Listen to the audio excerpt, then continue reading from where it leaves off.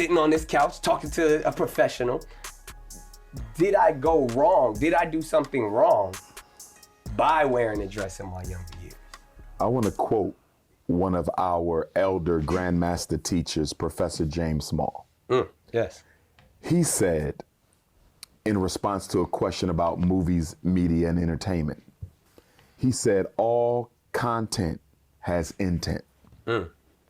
When you sit down and watch an hour and 45-minute long movie, right, and you know this better than most, being the successful actor you are, everything that you saw on that final cut, from the color to the background objects, to the pictures, to the clothing, to the conversation, to the symbolism, everything had a purpose in communicating the overall message of that movie. Yes. So if we will admit that entertainment is a weapon of indoctrination, in an age where we see a war against not only the life of Black men, but the survival of Black masculinity, how can a Black man putting on a dress not be a problem? I would bring it back to everything that I just said. What is the issue? And again, because by that means you're telling me you have an issue with understanding the feminine within the Black man.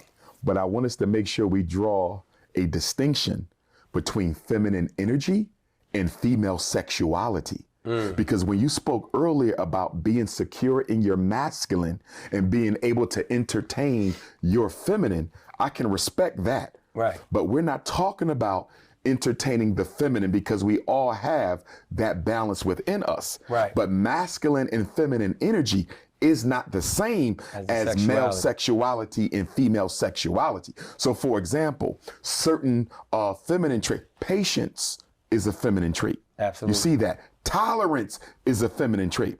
So when Dr. Umar says, absolutely, I can step into my feminine to nurture my queen. Right. Nurture my children. Right. I'm gonna step into my masculine to provide for my queen and protect my children. Facts. But when we talk about female sexuality, and the images, absolutely, for children who consume more television per capita than any other ethnic group in America. So the messages you put in those movies are going to hit our children 50 times harder because they're more dependent on television than anyone else, and they're less likely to have a father at home, Nick. So you're talking about a Black male role model who took me this far in my life as a masculine example, and now you're going to put this on, which is now going to force me as an innocent child to entertain all of what can come from putting on that dress. So then what about the empathy for the community that, you know, because now, probably now more than ever, before we saw, you know, Jamie as Wanda and it was hilarious. You know what I mean? We saw Martin as Shanae, it was hilarious. We saw Eddie and the Clumps, hilarious. But the conversation about being transgender wasn't as loud. Yes. The conversation about the rights for the LGBTQ plus community wasn't as loud.